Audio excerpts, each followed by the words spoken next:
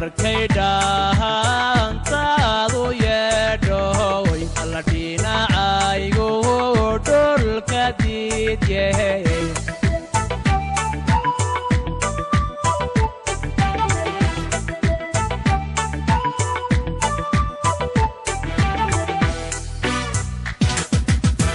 iyo dhaqankiyo dhantadeenu dhaxalkeeni weeyo waan ku dhaadanaynaa rigidhe ragow rigidhe raxdhe raxmay raxdhe rigidhe ragow rigidhe raxdhe raxmay raxdhe rigidhe ragow rigidhe raxdhe raxmay raxdhe rigidhe tartanka dhaantada dhalinta ka yar 18 jirka oo markii ugu horeysay taariikhda ay wakaalada warbaahinta dawladda deegaanka Soomaalida ee Itoobiya ay qaban qaabisay waa mid ay ku kulmayaan da'yarta magaalada Jigjiga kuwaasi oo lagu ababiyay ku faanida dhaqankooda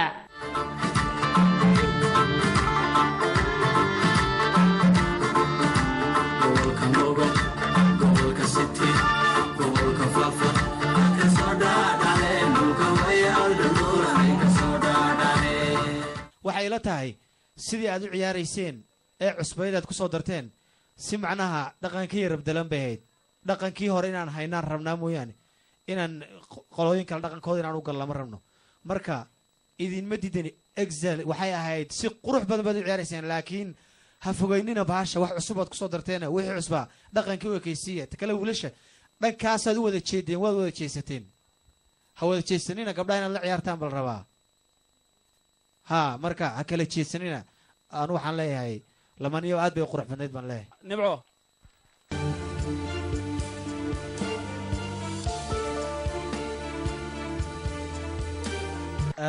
أنا وحنا قدر لا waxaa lagu jira xilli carra adeegayntu dunida ka dhigtay qolyar oo lagu wada jiro isla markaana hadba dhaqanka xooggan uu saameyn ballaaran ku yeesho kuwa kale ayaa ujeedada ugu weyn ee tartankani waxay tahay ku dhiirigelinta dhaqanka jiilka si ay ugu faanaan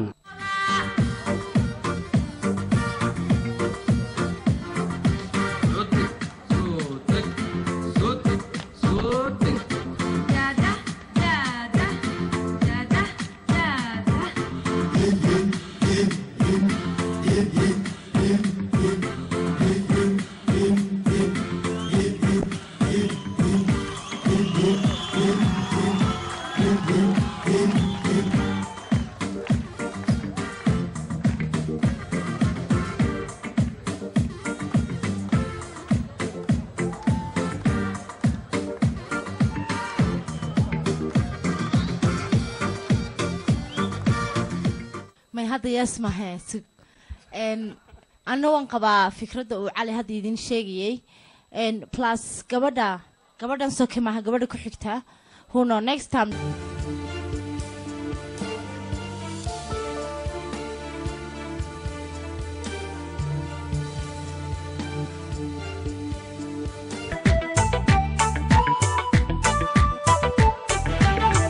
الله مركيدا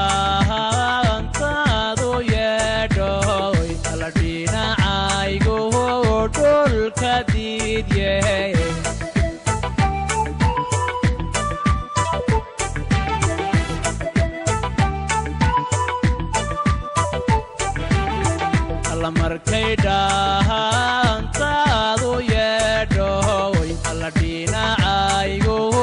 dhulka diidyahay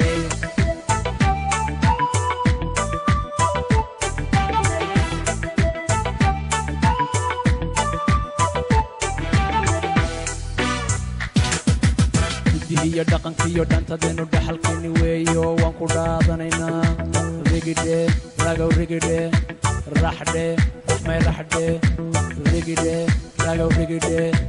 raxdhe raxmay raxdhe rigidhe ragow rigidhe raxdhe raxmay raxdhe rigidhe kobcinta dhaqanku waa waajibaad saaran cid walba sidaas darteed tartankan oo wareegyo badan ka kooban waa mid dhalintu ay ku soo bandhigayso kartidooda ciyaar dhaqameed dhaantada sidoo kalena xafiisyada dawladda iyo shirkadaha waxay wakaaladu ku macsuumaysaa in ay adeegyadooda ku xayeysiistaan barnaamijkan oo ah mid aad loo wada sugayo soo deyntiisa ku darso haddii aad kaaba sharafeed ama sponsor sharafeed ka noqoto barnaamijkan waxay macaamiishaadu ka bogan doonaan adeegyada aad bixisay iyo weliba guulahaad ka soo hoysay ha ka reebine barnaamijkan garab baad u noqon waajibaadka kaa saaran kobcinta dhaqanka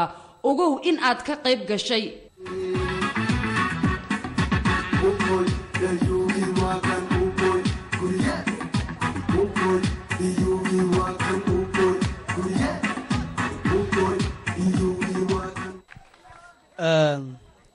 aad baad u fiican tihiin laakiin dhaliilaha mataqaanaa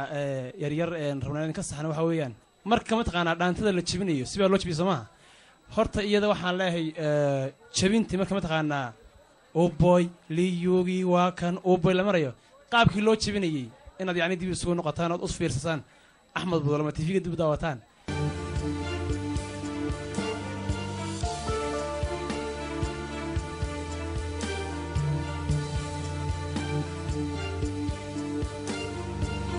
bulsho aan dhaqan lahayn qowmiyaadka kale ku dhex milmaane aanu istaagno soo noolaynta dhaqankeenna taariikhdeenna iyo afkeenna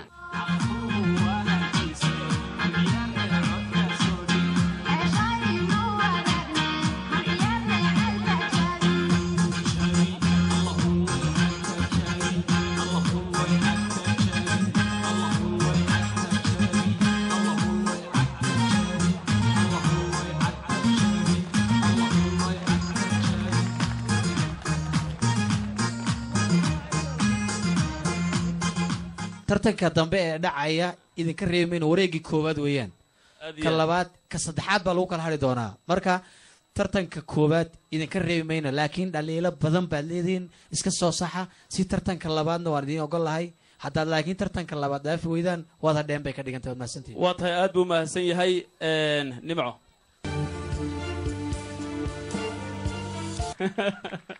sometimes waa in la kaftamaa entertainment way axmed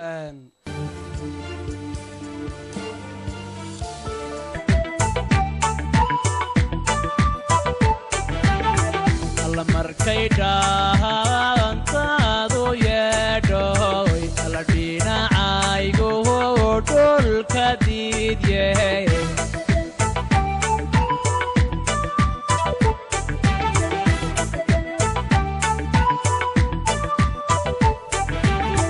ala markay dhaantaadu yeedhoy ala dhinacaygu dhulka diidye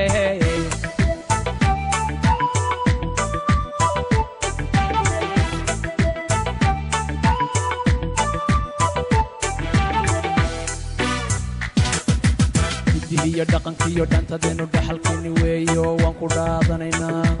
rigidhe ragow rigidhe raxdhe raxmay raxdhe rigidhe ragow rigidhe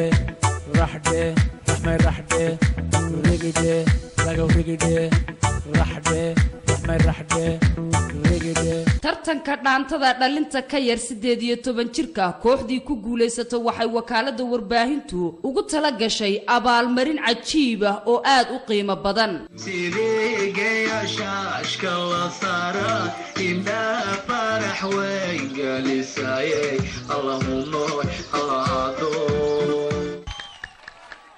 anu waxaan leeyahay mataqaanaa innaba caadi ma aha laakiin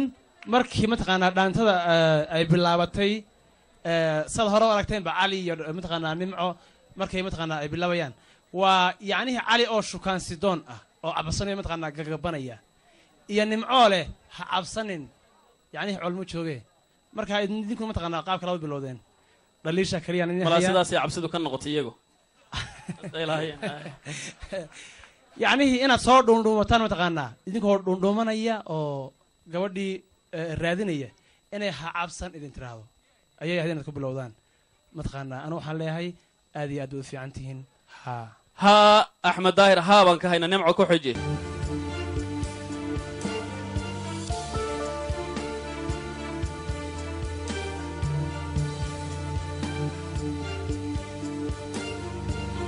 tartankan oo dhalintu isku weydaarsanayaan khibradaha isuguna baranayaan waa kii ugu horreeyay wakaaladda warbaahintu diyaariso waxaana ku hardamaya kooxo diyaargarow ballaadhan soo sameeya oo soo bandhigaya qaabab ciyaarid cajiib ah oo ay ku raaxaysan doonaan ka qaybgalayaashu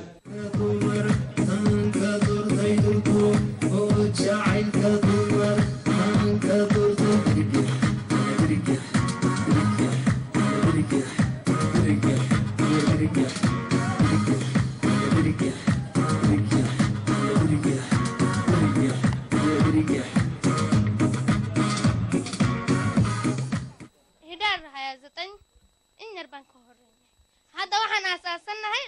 qaybood ma dhanna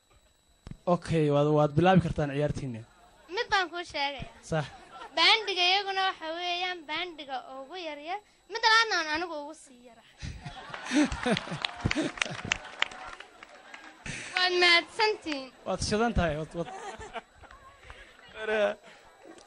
run ahaantii waa gabadhaasi waa gabadh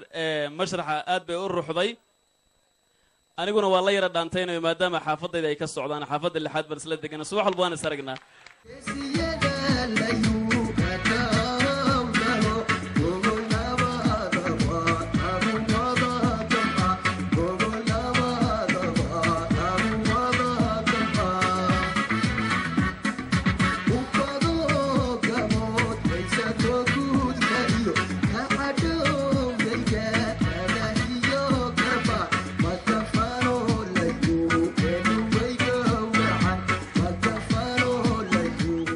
أحمد داير أنت أنا متقنا هاي ما أنا وقلين وحويان متقنا سيدا دقن كينو يهاي هرت عيالك وحا متقنا الشبا والرقويان آديات دمر معها تاس وحن لا يسكسحها لعل هدي متقنا دانت عيال لغو متقنا لغو شوية رقوي إن الشبان دمر كمتقنا تا يدو متقنا وادفانت سوما إذنكو رقونا وقبتها وذا ها أدبدو محسنتي مركا وحن لها ها لكن ليش اسكسحها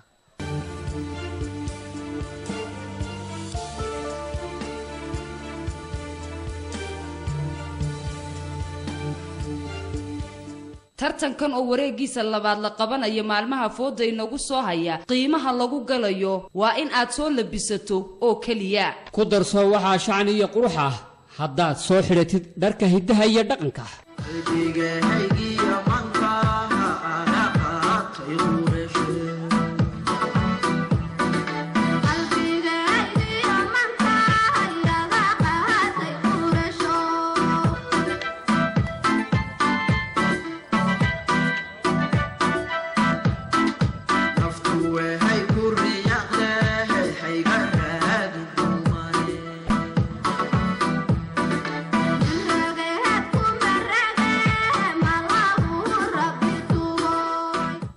dambeed geli doontaan iska soo saxa laakiin aad baad fiicantiin ها إيه ما يبان إن كربنا سيرانك لبضة يوجد بان ها ويان نمعها أحمد